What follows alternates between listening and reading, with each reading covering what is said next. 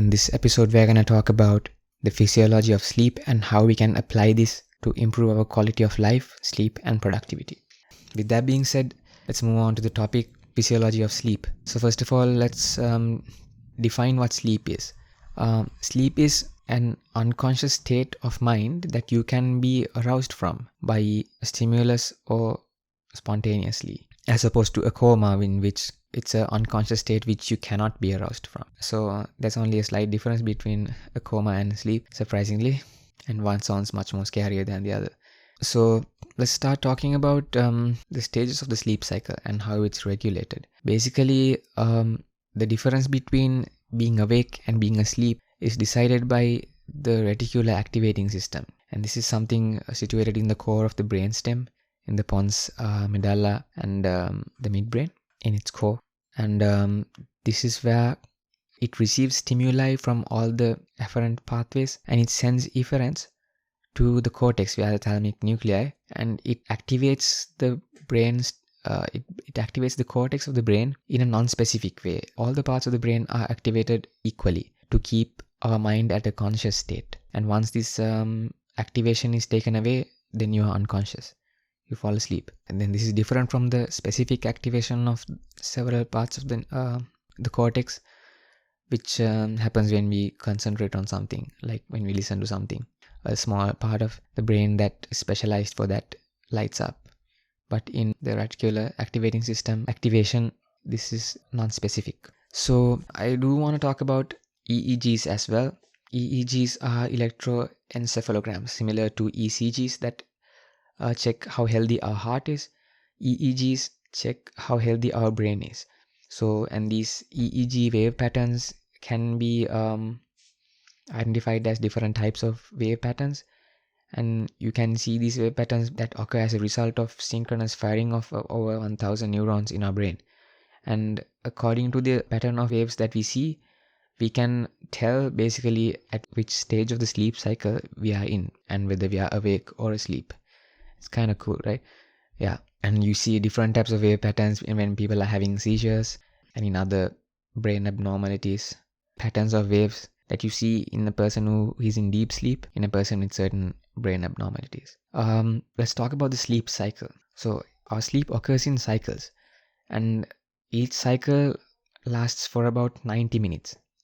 And we have about 5 cycles per night. And assuming a normal person does sleep 8 hours, so that would add up to about 5 cycles. And within this cycle, you can again divide this one cycle into 2 parts. The non-REM sleep and the REM sleep. That's the non-rapid eye movement sleep and the rapid eye movement sleep. So in the rapid eye movement sleep, you have obviously the eyes moving rapidly in a mixed frequency. Yeah, and then you have decreased tone of neck muscles and voluntary muscle activity is inhibited. That is sometimes called sleep paralysis. And then you have an EEG pattern in this REM sleep. Rapid eye movement sleep is similar to that of when you have your eyes open in an alert state. So REM sleep is basically like you being awake, but you're not, because you're awake in a dream at least. But in non-REM sleep, the non-rapid eye movement sleep, this is the complete opposite. You have no eye movements and blood pressure is reduced, and infrequent breathing, reduced BMR, that's basal metabolic rate, and you see EEG patterns that are seen in deep sleep. And there are certain things that are associated with each phase of the sleep cycle. So for example, dreaming and bruxism, that is teeth grinding, are associated with REM sleep, rapid eye movement sleep. And night terrors and sleepwalking are associated with non-REM sleep. And you have to differentiate between dreaming and night terrors. A night terror is something like when you see someone screaming in their sleep and then you wake them up and then they don't remember anything. That's a night terror. But let's say somebody sees a person attacking them in their dream and then you wake up and then they tell you about what happened in the dream, the nightmare, that's a dream. So that's different from a night terror. And same with sleepwalking. You can't remember anything that happens during the sleepwalking of a person who is actually sleepwalking. And that happens in the non-REM sleep. And then the non-REM sleep is again divided into 5 different stages from 0, 1, 2, 3 to 4, going deeper successively. And in stage 0 is somewhat closer to the non-REM to the REM sleep. And then you see alpha waves that I said you see in REM sleep as well, which is similar to the pattern you see in alert state with eyes open. And then you fall deeper into sleep, you start to see alpha or theta waves. And stage 1 you see alpha or theta waves, and stage 2 you see spindles of theta waves, and in stage 3 you see the theta waves switching to delta, and then stage 4 you see delta waves only, and that's the deepest stage of sleep. Waking occurs when in the last 2 or 3 cycles the stages 3 and 4 are successively reduced, and the length of the REM sleep is successively increased. And prior to waking, you are probably in a REM sleep when you wake up. There's something important that you can apply to this theory, is that when you keep an alarm, you need to keep an alarm that doesn't hit you like a hammer, not like a siren. Something that's soft and smooth, that wakes you up automatically and just gives you the right amount of push to wake up by yourself without forcefully waking yourself up, because you need to wake up in a REM sleep stage. And if you wake up in a non-REM sleep stage, and that's going to ruin your sleep and probably the rest of your day as well. Waking up in a REM sleep stage makes sure you wake up properly and you finish that cycle properly. And you can apply this theory to naps as well. So when you're having a nap, if you're having a particularly lengthy nap, try to time it at about 90 minutes so that you complete one cycle of sleep. Because if you don't do that, it's gonna be harder to wake up. And that's why sometimes when you nap and you wake up, you feel like a mummy, you feel like dead and your whole body hurts. That happens when you wake up in a non-REM sleep. So try to time your naps in a way that it fits with your sleep cycle. This is about 90 minutes. Another thing that I want to talk about is about sleep deprivation. So let's say you have a university where people are smoking cigarettes all day. You walk into a university, you hear people talking about, yo man, I smoked 5 cigarettes today, I'm talking bravely about it. And you wouldn't put your son into that university, right? Or you wouldn't want to go to that university yourself. That doesn't sound like a healthy place to be in. And then you go to another university, and in there you see people everywhere eating Big Macs and cheese and pizzas every day. And you hear people talking proudly about how many pizzas or how many Big Macs they ate, how many burgers they ate, and how much junk food they eat. And you'd probably think weirdly about that too, right? Like, why are they being so proud about this unhealthy habit? And it's not a place you'd want to be as well, right? But then let's say you walk into another university and you see people sipping coffee all the time and staying up late at night on hallways and libraries studying. And then you hear people talking about how much they stayed up the night before studying and how little sleep they get, and as if that's some big achievement. And you'd probably think, wow, this university is great, people are working hard, and you'd probably want to go to that university as well.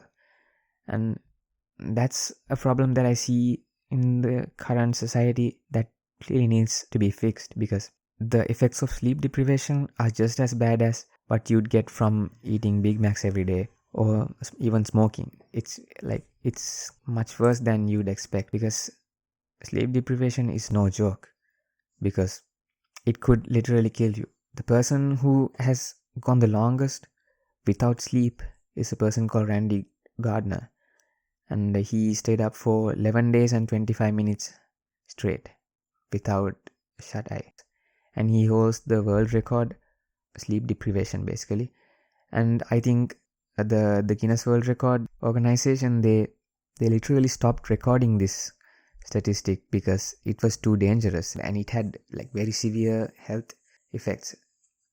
And not just 264 hours, any amount of sleep deprivation is bad for you, especially small amounts of sleep deprivation that span for a long time can have severe health defects. Actually, studying without sleeping, it's counterproductive, because you need time for what you learned to be processed in your head, and a lot of that is done in your sleep. And doesn't matter how much you learn, if you don't get enough sleep to make up for it, then you're not going to keep any of that in your head. I remember I read about a study where they had mice that were put in a maze. They were free to wander around and find a way out of the maze. And some of these mice were taken out of this maze, and some of them were kept awake consistently and sleep deprived intentionally, and the rest were given a proper natural sleep. They were allowed to sleep to whatever number of hours they want. And these mice were put back into the maze. And all these mice already know the way out. They have been through this maze and found their way out once. And the mice who were sleep deprived took a similar time to figure out the way out as the first time they were in the maze. That means they didn't learn anything from that exercise. Whatever they learned from getting out of that maze, it was lost because of the sleep deprivation. And the group of mice that were given proper sleep, the amount of time that was taken for them to get out of that maze was significantly reduced because they learned how to get out of that maze the first time. So that shows how significant the effect of sleep deprivation is on spatial memory. And this is especially important for medical students. As I mentioned in my previous episode as well, spatial memory is what's most important for anatomy, to remember places and things, shapes and objects. So if you are staying up late and studying anatomy at the expense of sleep, just don't go to sleep and study the next day. And another thing that I've noticed that a lot of people do, and I've done this, I'm guilty of doing this myself, is that I would procrastinate and do things that are not productive for the entire day. And then I look at the time, let's say I just scroll through social media and I realize it's 8 o'clock already. And I have the immense feeling of guilt that I haven't done anything during the day. And then I realize that I only have 2 hours left and you can't do so much in 2 hours. And then I decide to stay up and study some more and sacrifice that sleep. And I'm taking revenge on myself by taking away my sleep because I procrastinated. And there's another thing, and this is a bit different. This one's called revenge sleep procrastination. You are productive throughout your day and you haven't had any time for yourself. And then you decide to sacrifice some of that sleep to get some me time to procrastinate for your own mental health or whatever the reason it is. And this is also not a good idea. And I've seen a lot of people actually praising this and claiming it's good for your mental health.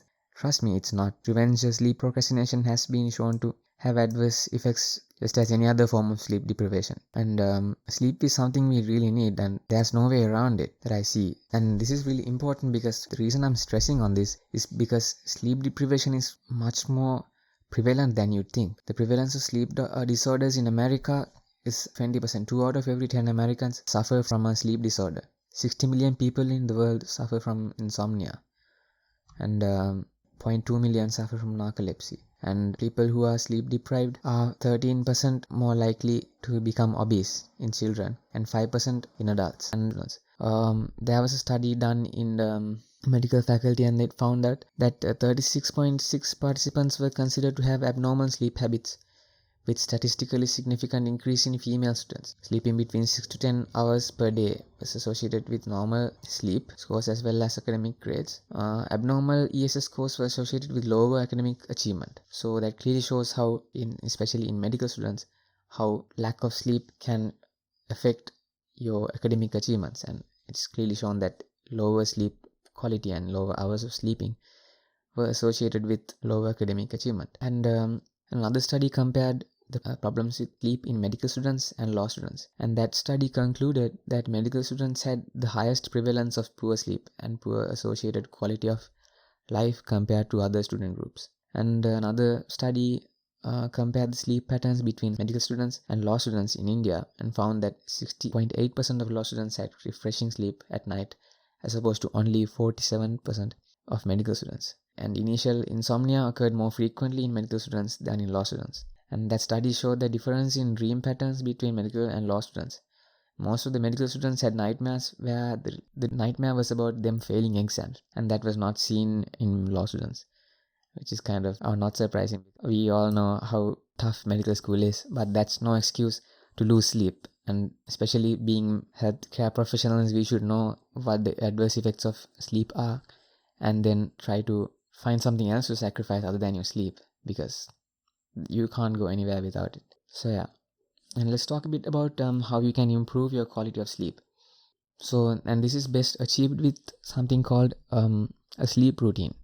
And this goes both ways. You have to have a routine before you go to sleep and right after you wake up. And another important thing that I want to tell you guys is, if you're setting an alarm to wake up, then always set an alarm for when you should go to sleep as well, because 8 hours is 8 hours and you should never compromise on that. And we can go into a lot of detail about what you can do in your sleep routine. So basically what's suggested in many articles that I've read is that you have to reduce your screen time and also try to apply a night light, a yellow filter for whatever screen you're using at night to ease you into the sleep better, and not to have a big meal right before your sleep. Have your main meal at least 2 hours to 3 hours prior to the time you are planning to go to sleep. Yeah, a bit of stretching before you go to sleep also helps. And also the same thing has to be done, not the same thing, a routine has to be followed for right after you wake up, a morning routine.